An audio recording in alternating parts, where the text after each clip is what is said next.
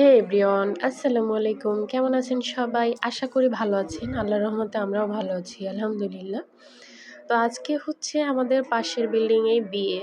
তো এখন যদি আমরা পোলাও রান্না না করি তাহলে আমার স্যারের কী অবস্থা হবে? সে তো আবার পোলাওয়ের ঘ্রাণ সহ্য করতে পারে না, ক্ষুধা লেগে যায় বেশি বেশি। তো এইটা ভেবে আমি হচ্ছে পোলাও রান্না করে নিচ্ছি। যদিও কালকের যা ছিল সেটা সকালে শেষ হয়ে গেছে। আর এখানে যেই লেয়ার মুরগিটা ছিল ওটা হচ্ছে আমি একটু আলু দিয়ে ঝোল করে নেব আর শুধু পোলাও। মানে অল্পর মধ্যে যতটুকু করা সম্ভব সেটাই করে নিচ্ছি। আর এখানে হচ্ছে আমি আ মাংসের মধ্যে সব ধরনের মসলা দিয়ে ভালোভাবে মিক্স করে এটা হচ্ছে আমি প্রেশার কুকারে বসাবো। কারণ যেহেতু লেয়ার মুরগি অনেকটা সময় লাগবে এটা হইতে। আর শুক্রবার মানেই তো অনেক কাজ থাকে। এই যে ঘরের ঘর গোছানো, ঘর মোছা আর এমনিতেও স্যার বাসায় থাকলে আমার কাজ অতিরিক্ত বেড়ে যায়। যাই হোক এখানে সব ধরনের মসলা দিয়ে মেখে আমি রান্নাটা বসায় দিলাম। এর পাশাপাশি হচ্ছে আমি যে চাল ধুয়ে রাখছিলাম, আমি হচ্ছে পোলাও রান্না করার সময় পোলাও চালটা ধুয়ে কিছুক্ষণ ভিজিয়ে রাখি। কারণ হচ্ছে ভিজিয়ে রাখলে পোলাওটা ঝরঝরা হয়। এটা আমি অনেক প্রমাণ পাইছি। তাই বললাম আরকি। আর এই তো আমি পোলাওটাও দিয়ে দিলাম। পেঁয়াজটা হালকা ভেজে নিছি যেন লাল না হয়, তাহলে পোলাওয়ের কালারটা নষ্ট হয়ে যায়। আর চালটা কিছুক্ষণ ভেজে নেব এখানে।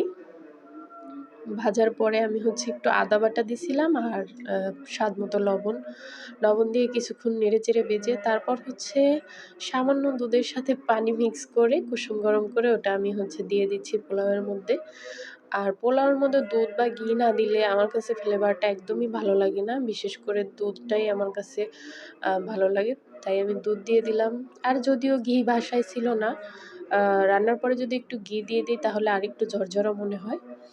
ঘি ছিল না সেক্ষেত্রে আমি দুধটাই দিয়ে দিলাম। আর এখানে হচ্ছে কারেন্ট যায় আর আসে, বিরক্তিকর একটা পরিস্থিতি।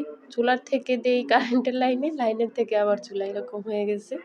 তো এখানে হচ্ছে এই যে পোলাওটা বলক চলে আসছে, এটা হচ্ছে আমি এখন ঢাকনা দিয়ে ঢেকে কিছুক্ষণ লো হিটে রান্না করে নেব। আর এর পাশাপাশি হচ্ছে চুলা চেঞ্জ করে আবার হচ্ছে আমি কারেন্টের চুলায় দিলাম মাংসটা। তারপরে এই যে পোলাওটাও একটু নেড়েচেড়ে দিছি কিছুক্ষণ সময়। মানে এই রান্নাটা এত সহজ, পোলাও আর মাংস, কি বলবো? এটা রান্না করতে আমার একবারে সব কাজ গোছানো মিলায়া ১ ঘন্টা সময় লাগে, এর বেশি সময় লাগে না। আর এই তো রান্না হয়ে গেছে।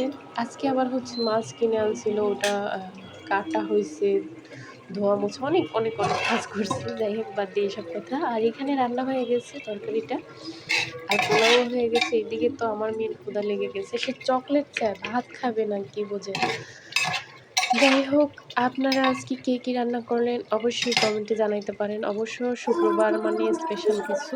মোটামুটি যাই থাকুক না কেন সবার বাসায় আমার কাছে এটাই মনে হয়।